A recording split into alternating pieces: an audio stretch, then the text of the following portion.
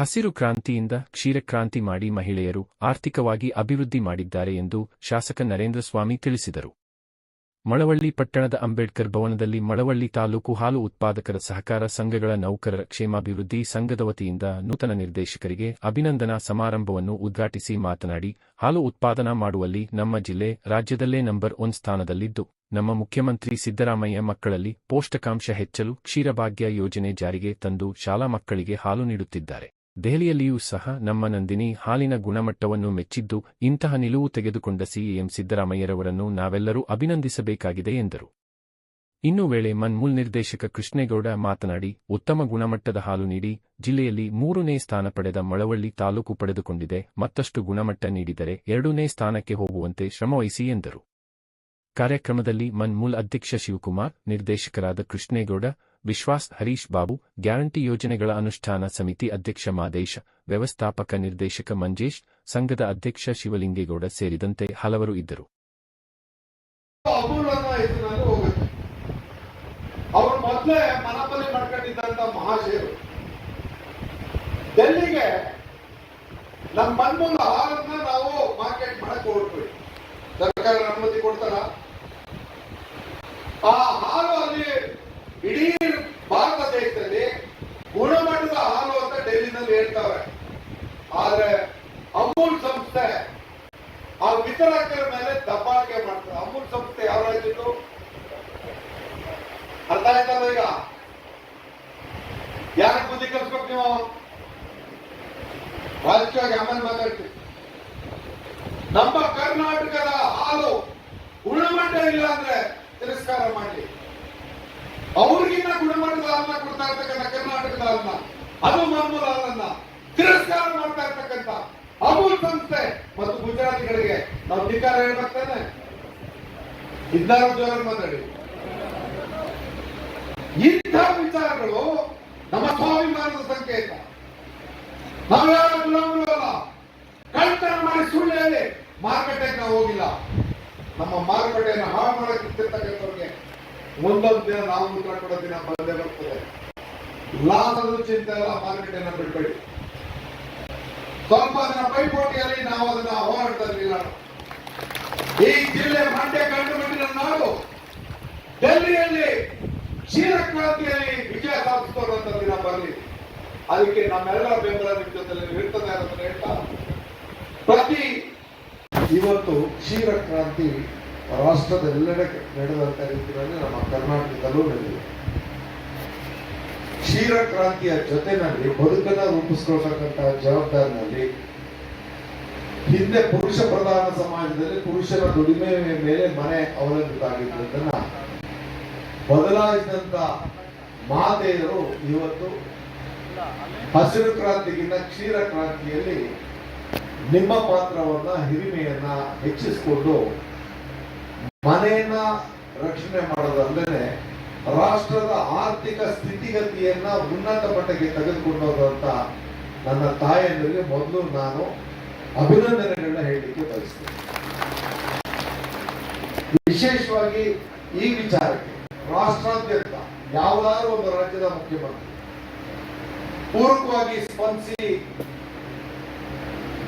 ಇಡೀ ರಾಜ್ಯದಲ್ಲಿ ಹಾಲು ಉತ್ಪಾದನೆ ಜಾಸ್ತಿ ಆಗುತ್ತದೆ, ಏನ್ ಮಾಡಬೇಕು, ನಾವು ಹಾಲನ್ನ ಬೀದಿಗೆ ಸುರಿಬೇಕು ಅಥವಾ ಸಮುದ್ರಕ್ಕೆ ಸುರಿಯುವಂತ ಪರಿಸ್ಥಿತಿ ಬಂದಿದೆ ಅಂತ ಮುಖ್ಯಮಂತ್ರಿಗಳ ಮುಂದೆ ಈ ವಿಚಾರವನ್ನು ತಿಳಿಸಿದಾಗ ಕ್ಷಣಾರ್ಧದಲ್ಲಿ ಒಂದು ಪರಿವರ್ತನೆಯನ್ನ ಕೊಟ್ಟಂತ ದಿಟ್ಟ ದೂರದೃಷ್ಟಿಯ ಜವಾಬ್ದಾರಿಯುತವಾದಂತ ಸರ್ವರ ನಾಯಕ ಸಿದ್ದರಾಮಯ್ಯನವರೊಂದಿಗೆ ನಾನು ಕಣ್ಣಾರ ಕಂಡಂತ ಸತ್ಯವನ್ನು ಹೇಳಿದೆ.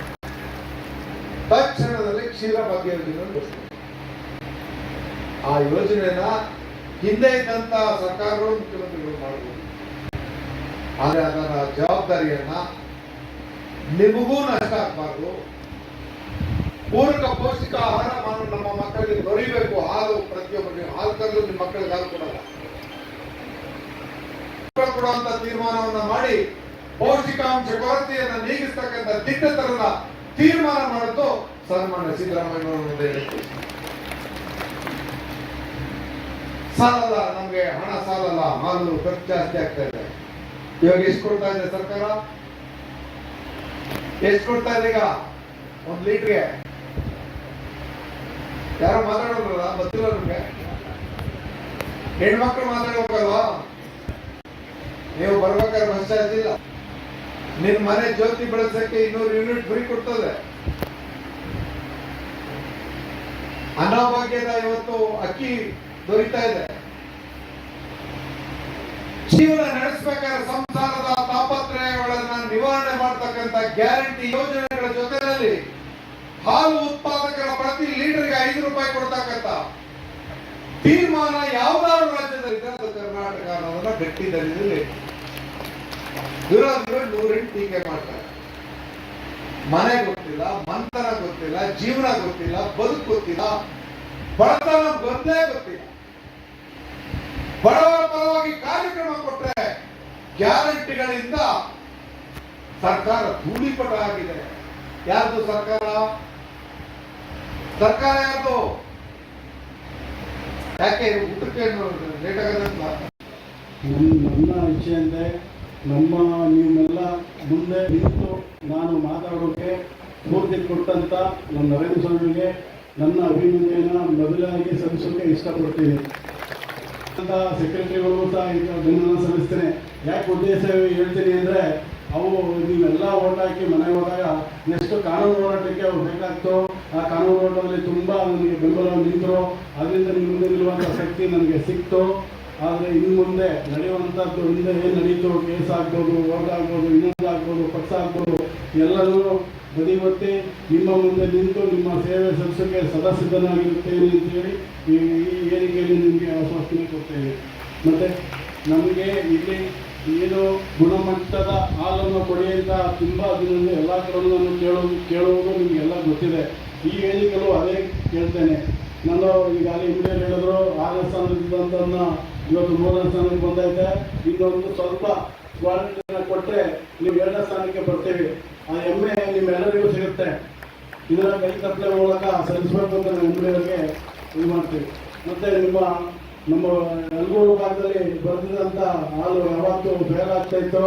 ಅದು ನಾನು ಬಂದ ತಕ್ಷಣ ಕಂಡಂಥ ಜಾಗ ಏನು ಸತತವಾಗಿ ಫೇಲ್ ಅಂದ್ರೇನು, ಒಂದು 2 ಲೀಟ್ರ್ 10 ಲೀಟ್ರ್ ಒಂದು ಟ್ಯಾಂಕು ಆ ಥರ ಒಂದು ದೊಡ್ಡ ಟ್ಯಾಂಕೇ ಫೇಲ್ ಆಗ್ತಾಯಿತ್ತು.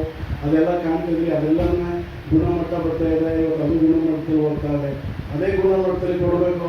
ಮತ್ತು ಫ್ಲ್ಯಾಟ್ ಜೆಡ್ ಅಂಶದ ಮೇಲೆ ರೇಟ್ ಕೊಡೋಕೆ ಎಲ್ಲನೂ ನಾವು ಪ್ರತಿಯೊಬ್ಬರು ಕೊಡ್ತಾ ಇದ್ದೀವಿ. ಇವತ್ತು ಎಮ್ಮೆಯವರೆಲ್ಲ 48 ರೂಪಾಯಿ, ರಾಗಿ 48 ರೂಪಾಯಿ, ಎತ್ತಂಬಾಡಲಿ 50 ರೂಪಾಯಿ ತೆಗೆದುಕೊಂಡು ಕೊಂಡೆ. ಆದರೆ ಅದು ನೀವು ಎಲ್ಲರೂ ಅದಕ್ಕೆ ಜಟಿಲಾಂಶವನ್ನು ತಗೊಳ್ಳೋಕೆ ಸದಸ್ಯರಾಗಿ ಮೇಲೆ ಆ ಸರ್ಕಾರ ಇದ್ದು ಪ್ರಯತ್ನ ಇಲ್ಲ. ನಮ್ಮ ಜವಾಬ್ದಾರಿಯಲ್ಲಿ ನಿಮ್ಮ ಪರ ತೀರ್ಮಾನ ತಗೊಂಡಿದ್ದೀವಿ. ಹಲವಾರು ನಮ್ಮ ನಾಯಕರುಗಳಿಗೆ ಗಟ್ಟಿದ್ದಲ್ಲಿ ಹೇಳಕ್ ಬರಲ್ಲ. ನಾನೇ ನಮ್ಮ ಪಕ್ಷದ ಬಗ್ಗೆ ಸಾಕಷ್ಟು ಟೀಕೆ ಮಾಡ್ತೀನಿ. ಕಳ್ತನ ಮಾಡಿಲ್ಲ, ನಾವು ಸುಳ್ಳು ಹೇಳಿಲ್ಲ, ಆಡಂಬರ ಮಾಡಿಲ್ಲ, ದುರಾಂಕಾರ ಗೊತ್ತಿಲ್ಲ. ಬಡವರ ಬದುಕು, ರೈತರ ಬದುಕು, ಭವಿಷ್ಯತ್ತಿನ ಜೊತೆಯಲ್ಲಿ ಸರ್ಕಾರದ ತೀರ್ಮಾನ ಇದೆ ಅನ್ನೋದನ್ನ ನಾವು ತೋರಿಸ್ಕೊಟ್ಟು ಹೆಚ್ಚು ಹೇಳ್ತಾರೆ. ಯೋಚನೆ ಮಾಡಿ, ಇವತ್ತು ನಿಮ್ಮ ಹಾಲು ಅರ್ಧ ಇವತ್ತು ನಿಮ್ಗೆ ಏನಾದ್ರು ಸಮುದ್ರಕ್ಕೆ ಸುತ್ತಿದ್ರೆ ಯಾರು ಉತ್ಪತ್ತಿ ಮಾಡ್ತಾ ಇರಲಿಲ್ಲ. ಅದನ್ನ ಮಕ್ಕಳು ಕೊಡ್ಲಿಲ್ಲ ಅಂತಿದ್ರೆ ಪೂರಕ ಪೌಷ್ಟಿಕಾಂಶ ದೊರೀತಿರ್ಲಿಲ್ಲ. ಸರ್ಕಾರ ದುಡ್ಡು ಕೂಡ ತಗೋತಾರಲ್ಲ. ಒಂದು ತಿಂಗಳಿಗೆ ನಾನು ನಿಮ್ಗೆ ಕೇಳಿದೆ, ಈಗ ಒಂದು ತಿಂಗಳಿಗೆ ನಮ್ಮ ಇದಕ್ಕೆ ಚೀರಾ ಭಾಗ್ಯಕ್ಕೆ ಎಷ್ಟು ತಗೋತೀರಿ ಅಂತ 90,000 ಅಂತ ಹೇಳಿದ್ರು. ಒಂದು ದಿನಕ್ಕೆ 90,000 ಲೀಟರ್ ನಮ್ಮ ಜಿಲ್ಲೆಗೆ ನಮ್ಮ ಮಕ್ಕಳಿಗೆ ಕೊಡ್ತಾ ಇದ್ರು. ಹಿಂದೆ ಯಾವ ತರ ಇತ್ತ ಇದು ಹೇಳ್ರವಾ? ಸತ್ಯ ಹೇಳಿ. ಗಂಡನ ಮಕ್ಕಳು ಕೊಡ್ಲಿಲ್ಲ ನೀವು, ಮೊಸರು ಕೊಡ್ಲಿಲ್ಲ ನೀವು. ಹಾಲು ಅಮೂಲ್ ಅನ್ನೋ ಇದರಲ್ಲಿ ಹೋಗುತ್ತೆ. ಅವ್ರು ಮೊದಲೇ ಮನಪಲ್ಲಿ ಮಾಡ್ಕೊಂಡಿದ್ದಂತ ಮಹಾಶಯರು ಡೆಲ್ಲಿಗೆ ನಮ್ಮ ಮನ್ಮೂಲ ಹಾಲನ್ನ ನಾವು ಮಾರ್ಕೆಟ್ ಮಾಡಕ್ ಹೊರಟ್ವಿ.